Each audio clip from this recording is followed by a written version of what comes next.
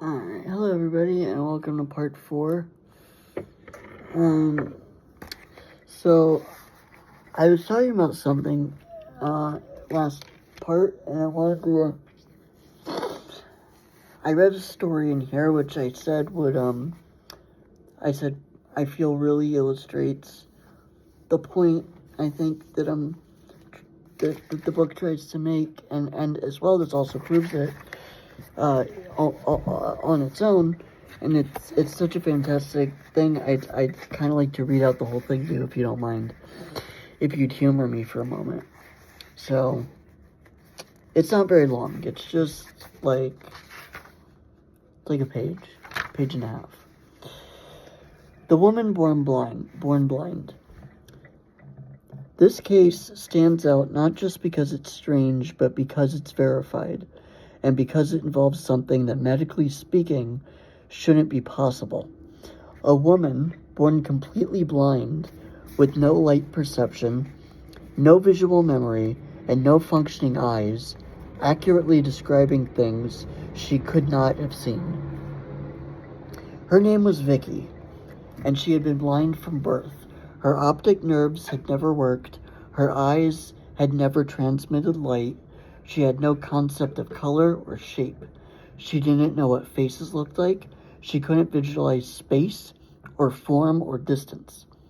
She recognized people by voice, she navigated by sound, touch, and habit. And then something happened that changed everything.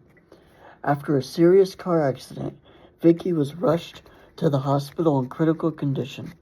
During treatment, she went into cardiac arrest. Her heart stopped, and she lost consciousness completely. It was during that period, when she was flatlined, clinically unresponsive, and blind as she had always been, that Vicky had a near-death experience. She said she floated out of her body and rose above the hospital bed. From that vantage point, she saw her own physical form lying below.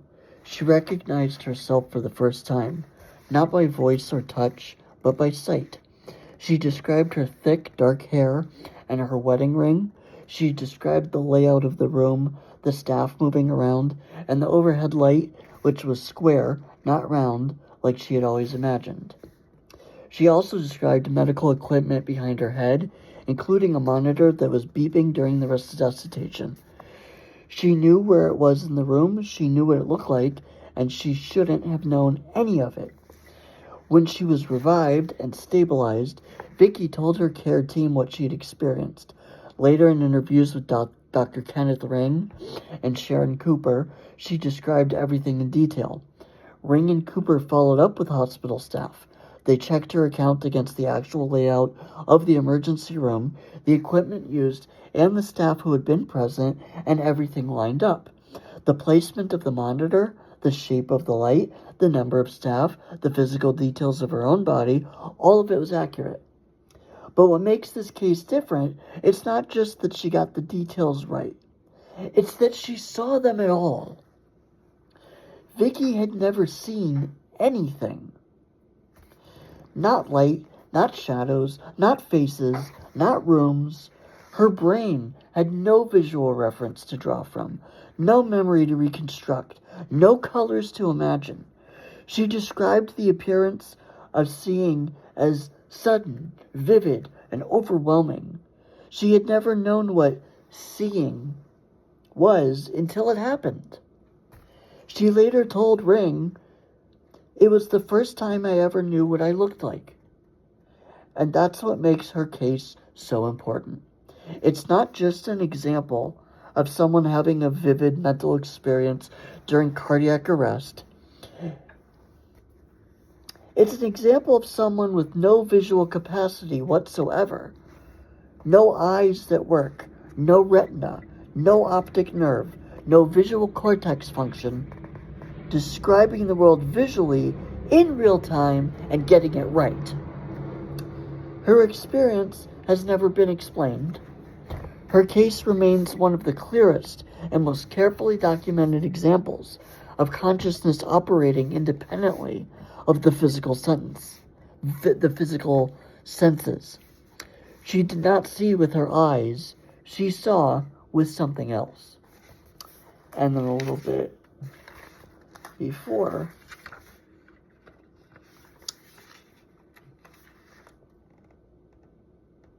he says, cases like this,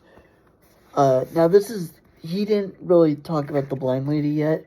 He was specifically, he talked about in general, cases of blind people and this happening, and then he gave the specific example. So when he first started talking about in general, he then ended by saying, cases like these should be enough. Referring to other cases of people who had near-death experiences that were not necessarily blind. Not talking about people who are blind. Sorry. Let me rephrase it. Other people who could not possibly have known what was going on because they were completely incapacitated, and yet they still somehow knew these triggers. If you want to know the details, you read the book itself. But cases like these should be enough. They meet the standard, but if they aren't enough, here are some more. This chapter presents a few of the best verified out-of-body experiences on record. These are cases in which what was seen or heard was physically inaccessible, the objects were hidden, the people were unconscious, and nevertheless the details were still confirmed. The details were confirmed. Every account here has been independently verified by third parties, by medical professionals, researchers, and eyewitnesses. And again, if even one of these OBEs is true, then the argument is settled. Out-of-body experiences, or OBEs, are real. Consciousness is not local solely to the brain. Dualism is accurate, and the soul is real. Right? So, holy fucking shit. Wow.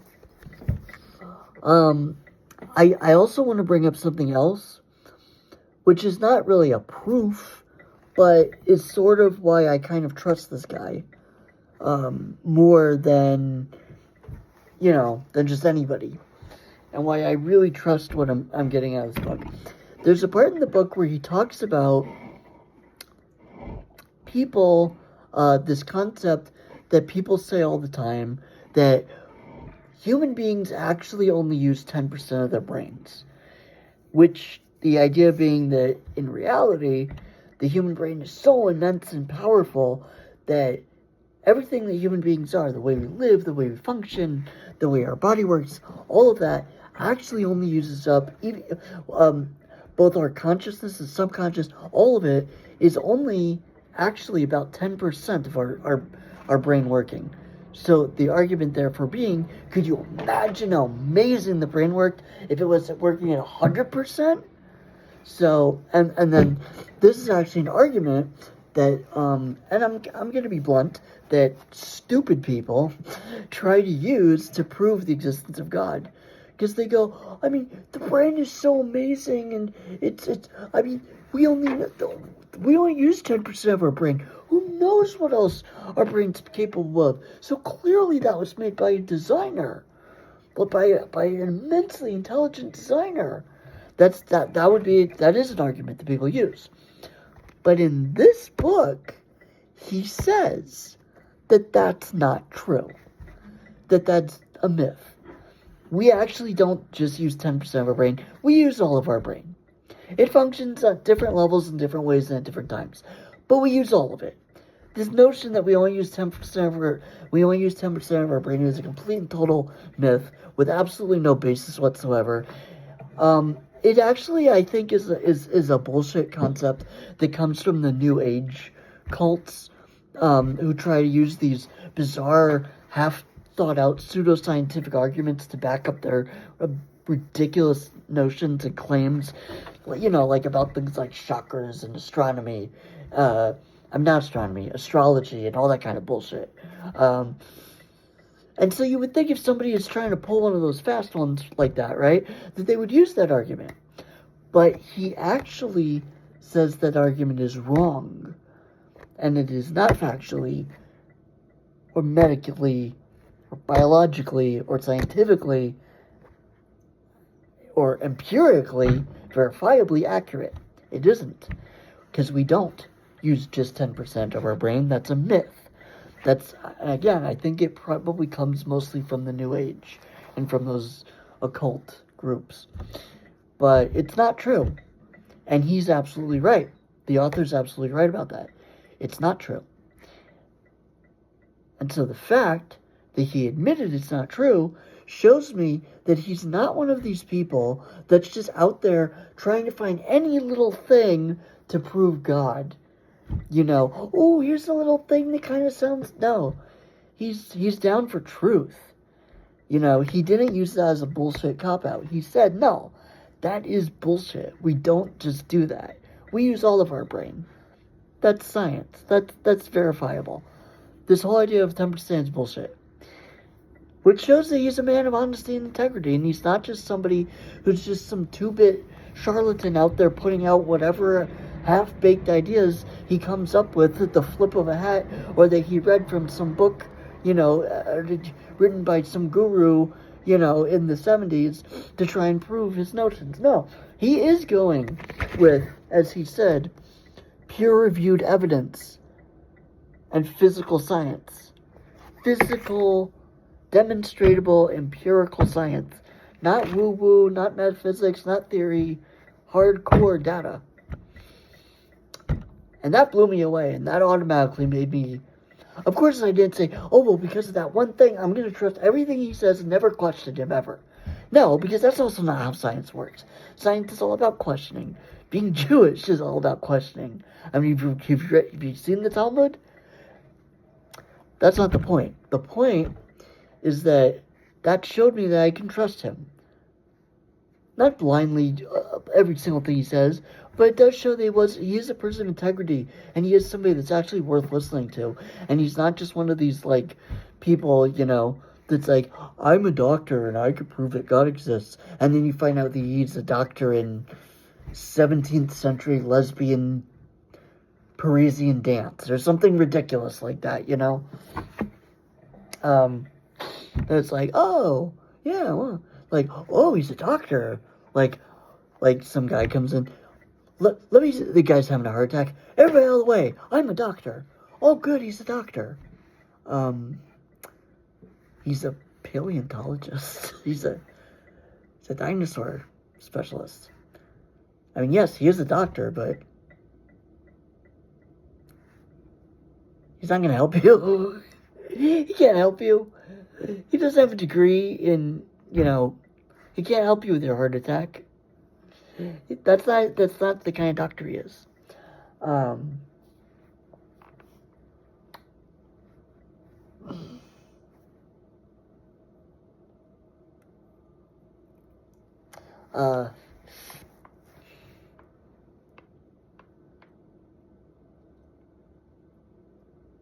Yeah, so it's not like that. It's not like one of those examples.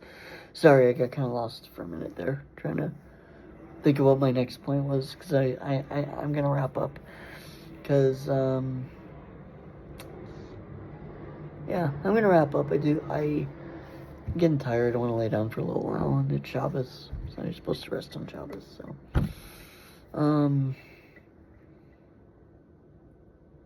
So anyway, what does this all come down to is that I've become convinced that dualism is true, and that God exists, and that there's a spiritual realm that exists, a metaphysical, if you're more comfortable with that term, if the word spiritual is too woo-woo for you. God exists. He's real. There is a creator. There is a heaven. There is possibly I haven't gotten that far in the book yet, and that the book does discuss it. In fact, there's 2 whole chapters entitled Heaven and Hell, so we'll see what that's like. But there is a God. Consciousness exists independently of the body, and when you die, it's not the end. There is an afterlife. I'm not going to claim to know the details of it. I'm not going to claim to understand it. But do I believe it's real? After what I've learned here? Yeah, I do at this point. And it's not only because don't think, oh, I read this one book, I didn't even finish it yet. Like, oh, you read this one book and you decided to change your whole life. No. There are various other reasons why I've come to these conclusions as well. That is not just based on this. There's so much more. But we don't have that kind of time. So, yeah. So that being said, I don't even know what to do with this information. Like, I was already a believer. I've already been davening, and I've already been praying and learning Torah and doing all that stuff. But it's like, now it's all on. Now that I've, like, had this, like, understanding, it's, like, all on such a different level. Like, it's all more real, more, like, there's something more tangible. Like, you could really, it's something you can, like, really grab hold of. Sink your teeth into, you know what I mean? And so I'm not claiming to know anything or have any answers or whatever. I'm just claiming that that's what I've discovered lately. And I'm really fucking excited to see where it leads. And to follow the trail. And to see where this goes. And to see how this will affect my life in whatever way it does. And I think that's about it. That's all I really wanted to say about that. I would like to talk about some other stuff, like what's going on with Iran and all of that stuff, but I won't get into that now. I want to lay down. I'm tired. It's Shabbos. I want to relax. So, but I did do a video for everybody, so come check it out. Hope you guys like it. And with that, I will get back to you when I get back to you. Hopefully sooner than later. Anyway, peace out, everybody. I love you all. Shabbat shalom.